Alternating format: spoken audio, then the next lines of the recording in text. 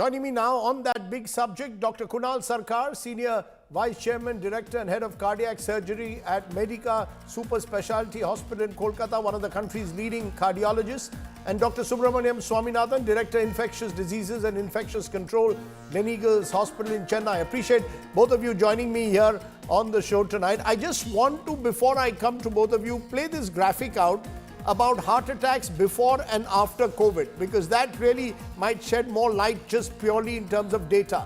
Now, before COVID, in 2017, 23,246 deaths of heart attacks, 2018, 25,764, 2019, 28,005. These are all reported deaths. After COVID, 2020 went up to 28,579, 2021, 28,413, 2022, 32,457, source being the NCRB here. Dr. Sarkar, when you look at those numbers, do you see any connection that post-COVID vaccine, people are more vulnerable to heart attacks, or is that simply myth-making? Rajdeep, thank you for having us. Just 2 points to make. You see, India with a population of about 140 crores, what's happening at this point of time is basically that, you see, we have a daily mortality rate in this country of more than 40,000. So that is India's average mortality rate per day, of which 30 to 40,000 of our deaths per day is due to cardiac problems. Now, I'm just giving you a point in example that, you see, some of this alert was sparked off recently from a few districts in Karnataka and all that. But, you know, it has been a worry. It has been a worry in the public domain for a country which has a high incidence of heart problems. We have our sort of an unequal access to healthcare. So all these problems put together with a high incidence, yes, our fatality rate from heart problems is comparatively higher. We have to accept it. Honestly speaking, the table of numbers doesn't make much sense because our annual case fatality rate from heart problems would be much higher, because much higher than that. Now, what has happened basically is COVID in itself definitely caused higher death rate from cardiac problems, especially during the second wave when we had the Delta variant. There is no authenticated data to support the fact that COVID vaccination, which has to be set aside from COVID itself, that COVID vaccination by itself caused more heart attacks. Now that has been a fear. Why has that been a fear? Because certain vaccines, like the mRNA vaccines, which we did not have, caused an inflammation called carditis, myocarditis. And the vaccine that we had in plenty called Covishield caused in very few cases a clotting disorder in the brain, which was called, cerebral venous thrombosis, etc. But hardly less than 10 cases were recorded worldwide. So to cut a long story short, India as it is has a punishing incidence of cardiac problem with a higher rate of cardiac mortality. During COVID, the numbers were even worse because COVID, especially the second wave per se, caused more cardiac problems. But did COVID vaccination, did it at all cause, or is it still causing silently, sheepishly, is it causing higher cardiac death rates? We would have to keep our radar up, our eyes open, but very little data to support that. Okay, so I think, at the very outset, here is one of India's leading cardiologists making it very clear that there is no correlation between the COVID vaccine per se and heart attacks. But yes, cardiac arrests in India are a major cause of death. Now, I want to come to you, therefore, Dr. Swaminathan, because you will be able to tell us in terms of this, again, in terms of this correlation being built, Dr. Subramaniam Swaminathan, between the vaccine and heart attacks. Is this typically example of alarmist reporting that there are deaths in Hassan district in Karnataka of heart attack, and suddenly people try and draw, including the Chief Minister of Karnataka, some kind of link between the vaccine and heart attacks? This is an example of trying to make a simplistic judgment in a situation where it is a multifactorial problem. We know diabetes capital is India. We know that we are more prone to cardiac disease. That's been clearly explained. We have more cholesterol issues, more hypertension, so many other things. Add to this keg, which is really volatile, the respiratory viral infections. Not just COVID, influenza, and many other respiratory viral infections are known to trigger cardiac events. Heart failure and heart attack can be significantly higher, up to 10 times higher after a flu infection. And this has been well proven with very beautiful quality data. And that's why we talk about annual vaccination for flu and things like that to protect yourself. And studies are showing the cardiac benefit of some of these vaccines. So the point is that we are underestimating how dangerous from a cardiac point of view some of these respiratory viral infections are. That's the first point. The second point is there is a large study which has shown that in patients who already had a heart attack, getting the flu vaccine actually reduced the risk of death. Now that's an amazing study.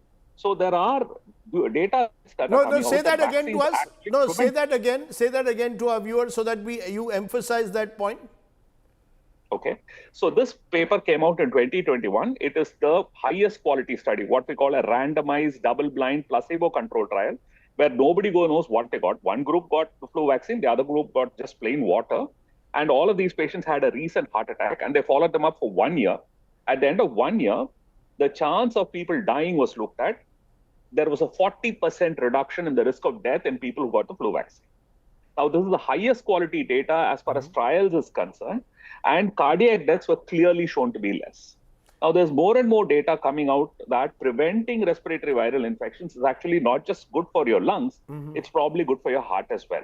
So, vaccination actually serves to protect you from really bad cardiac events, and it's not the other way around. Yes, there can be minor issues, like has been pointed out. With the mRNA vaccine, we have seen myocarditis, which has not been a big problem with the whole vaccine, which is Covaxin, or the adenovirus vector vaccine, which is Covishield. And the thrombotic events are actually very, very rare. I have seen one patient like that, but these are extremely rare. Right. Overall, if you look at it, the benefit is far outweighing the risk. Benefits far outweighing the risks of taking vaccines is what you're saying.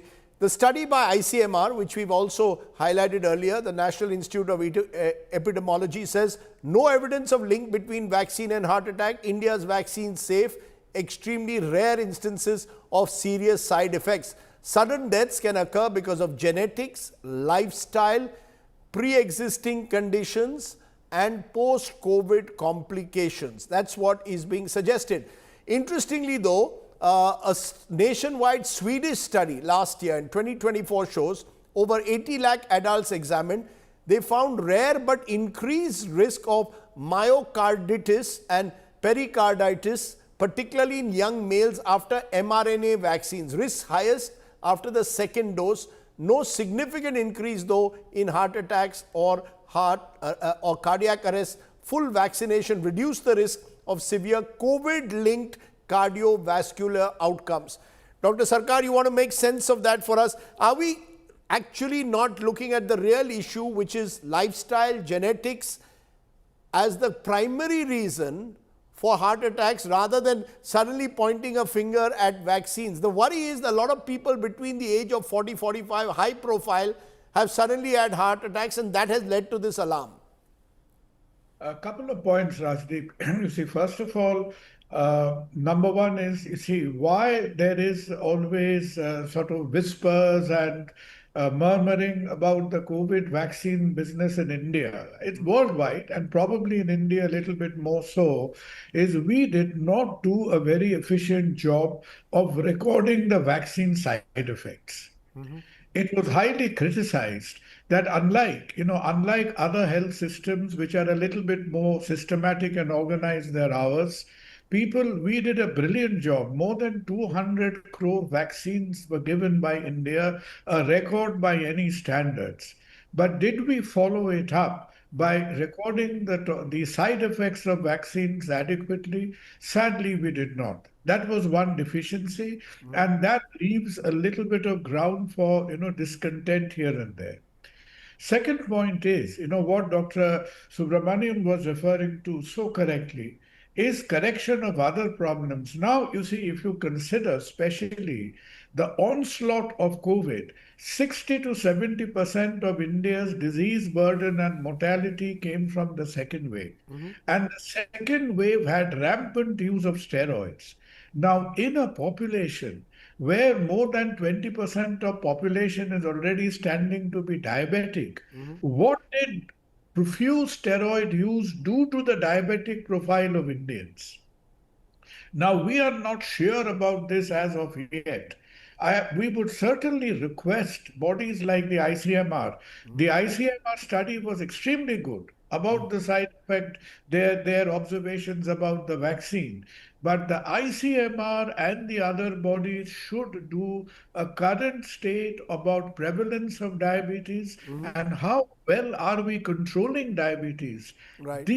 This needs to be looked at pretty soon. And I could not agree with Dr. Subramaniam and others that flu vaccine and other respiratory vaccines, that has to be made, because look, a part of India is also aging. We have more people beyond 55, beyond 60. So getting to know our diabetic profile better, recording the effects and side effects more efficiently, and safeguarding the people from all these seasonal outbreaks would be really important at this stage. Okay. I think the message, though, from the doctors is very clear. Don't be alarmist. Let the data speak for itself. Let there be more rigorous data, particularly on the side effects.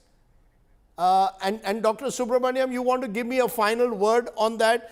What would you therefore advise people who today are panicking? What's that message that you would give those who are panicking, worrying whether there is any connection, especially in that 40 to 50 age group?